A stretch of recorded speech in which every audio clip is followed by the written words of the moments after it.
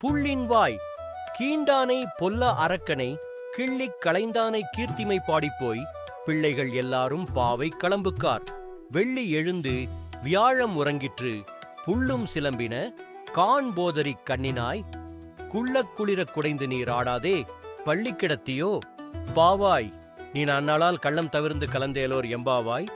பொருள்: பறவை வடிவம் கொண்டு வந்த பகாசுரனின் வாயை பிளந்து அழிக்கவும், பிறன் மனை நாடிய ராவணனின் தலையை கொய்யவும் அவதாரம் எடுத்த நாராயணனின் புகழை பாடியபடியே நம் தோழியர் எல்லாரும் பாவை விரதம் இருக்குமிடத்திற்கு சென்றாகிவிட்டது.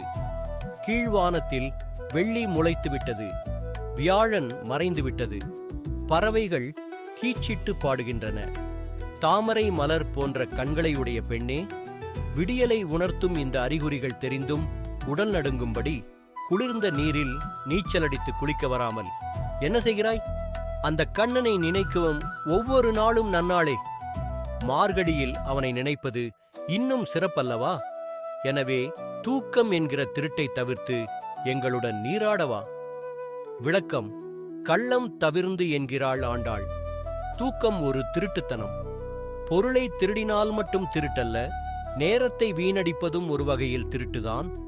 அதிலும் பகவானை நினைக்காத ஒவ்வொரு நிமிடமும் நமக்கு நாமே செய்யும் திருட்டுதான். வயதான பிறகு திருப்பாவையை படிக்கலமே என நினைக்கக்கூடாது. அப்பொழுது வாய் உளர ஆரம்பிக்கும். சில நேரங்களில் பாட முடியாமலே போய்விடும். இந்த பாடல் வெளியாகவும் பத்திரிகையை பிடிக்க முடியாமல் கைகள் நடுங்கும். அப்போது பகவானை நினைத்து என்ன பயன்? இளமையிலேயே பகவானின் திருநாமங்களைச் சொல்லி அவனது திருக்கதையை படித்தால் செல்வங்கள் நம்மை தேடி வராதோ?